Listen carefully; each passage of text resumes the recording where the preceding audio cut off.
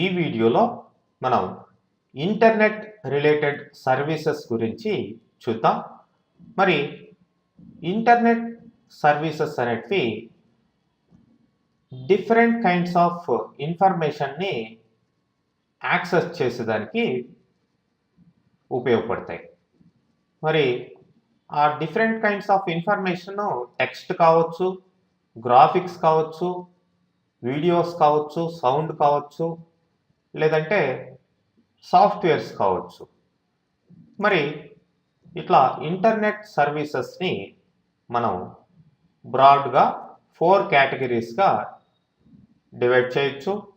Communication services, information retrieval services, web services, world wide web WWW.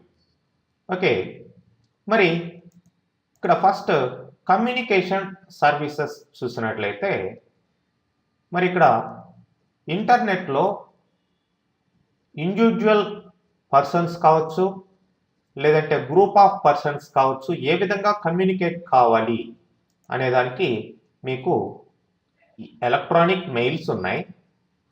అట్లానే mailing లిస్టులు maintain చేయొచ్చు, అంటే group of పీపుల్స్కి మధ్యలో. అట్లానే ఇన్స్టంట్ మెసేజింగ్ ఏదైతే చాటింగ్ అనేది చేయొచ్చు. అట్లానే ఇంటర్నెట్ టెలిఫోనీ ఉంది, ఇట్లా టెల్నెట్ ఉంది, అట్లానే IRC ఇంటర్నెట్ రిలే చాట్ అనేది ఉంది.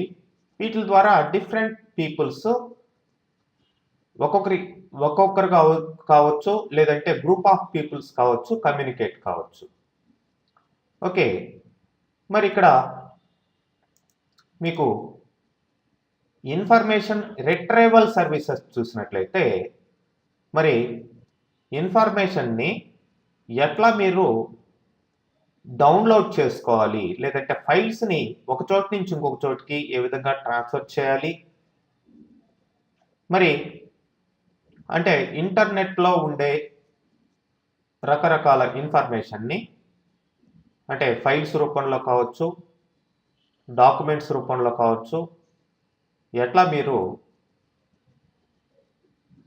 ఇంపోర్ట్ చేసుకోవాలి, ఎక్స్పోర్ట్ చేయాలి అనేది ఇక్కడ FTP ఫైల్ ట్రాన్స్ఫర్ ప్రోటోకాల్ దాని పేరులోనే ఉంది. ఫైల్స్ని ఏ విధంగా ట్రాన్స్ఫర్ చేయాలి.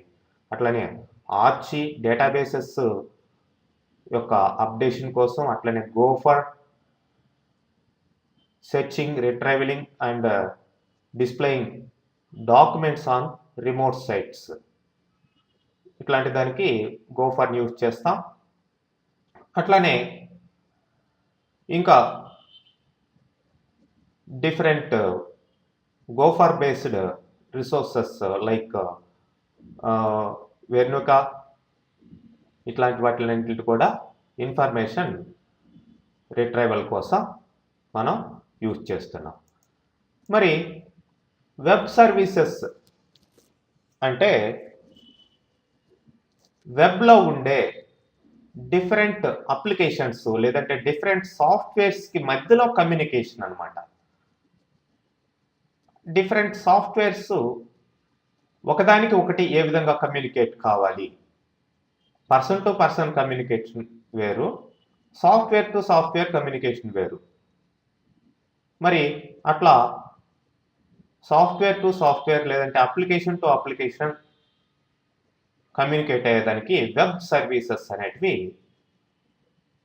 ఉన్నాయి.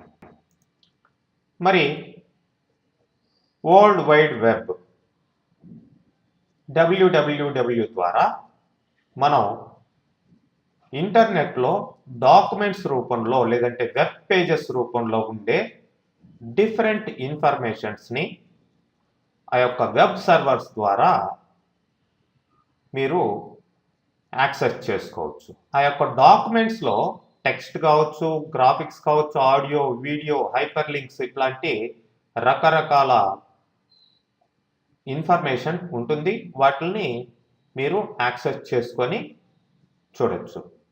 సో ఈ విధంగా మీకు 4 కైండ్స్ ఆఫ్ సర్వీసెస్ ఇంటర్నెట్ ద్వారా ఉన్నాయండి.